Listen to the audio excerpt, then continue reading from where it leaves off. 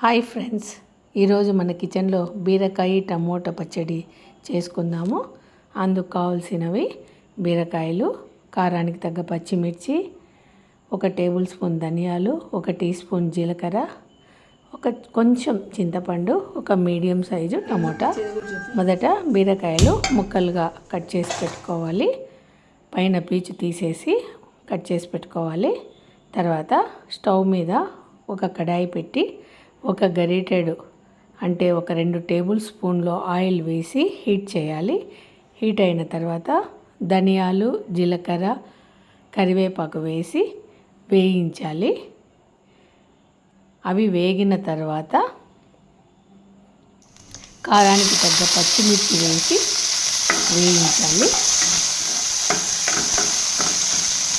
ఒక 5 నిమిషాల్లో పచ్చిమిర్చి వేగిపోతాయి.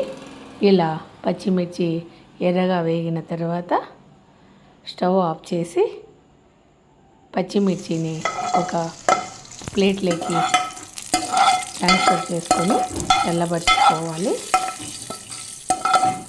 ఇప్పుడు అదే కడాయి స్టవ్ మీద పెట్టి స్టవ్ ఆన్ చేసి తరిగి పెట్టుకున్న బీరకాయ ముక్కలు వేసి కొంచెం సాల్ట్ వేసి కొంచెం సాల్ట్ వేసి ఒకసారి కలియబెట్టి మూత పెట్టి మగ్గనివ్వాలి. 10 నిమిషాలు మగ్గిన తర్వాత ఇలా మనకు కనపడే విధంగా బీరకాయల్లోంచి వాటర్ బయటకు వస్తాయి. అలా బీరకాయ ఉడికేటప్పుడు కట్ చేసి పెట్టుకున్న టమోటా ముక్కలు అందులోకి వేసి మరి ఒకసారి వాటిని కలియబెట్టి మూత పెట్టి ఒక 10 నిమిషాలు మగ్గనివ్వాలి. 10 నిమిషాల తర్వాత మూత తీసి చూస్తే ఇలా బీరకాయలు, టమోటా ముక్కలు మగ్గి మనకు కనిపిస్తాయి. మరి ఒక్కసారి గరిటెతో కలియబెట్టి ఇలా ఒకసారి గరిటెతో కలియబెట్టి చూడాలి. ఓకే, మనకు వేగిపోయినాయి.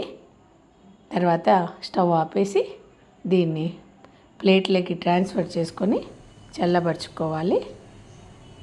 చల్లార్చిన తర్వాత మిక్సీ జార్ తీసుకొని మనం వేయించి పెట్టుకున్న పచ్చిమిర్చి, బీరకాయ ముక్కలు వేసి పచ్చడి తయారు చేసుకోవాలి. ఇలా మొదట పచ్చిమిర్చి వేయాలి. ధనియాలు, జీలకర్ర, పచ్చిమిర్చి వేయాలి. అందులోకి రుచికి తగ్గ ఉప్పు వేయాలి. నేను ఇక్కడ రాళ్ళ ఉప్పు వాడుతున్నాను. మీరు కావాలంటే నైస్ ఉప్పు అయినా వాడతారు. మిక్సీలో వేసి ఆన్ చేసేయాలి.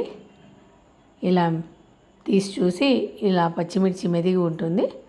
అప్పుడు టమోటా ముక్కలు వేసి మరి ఒకసారి మిక్సీ ఆన్ చేయాలి.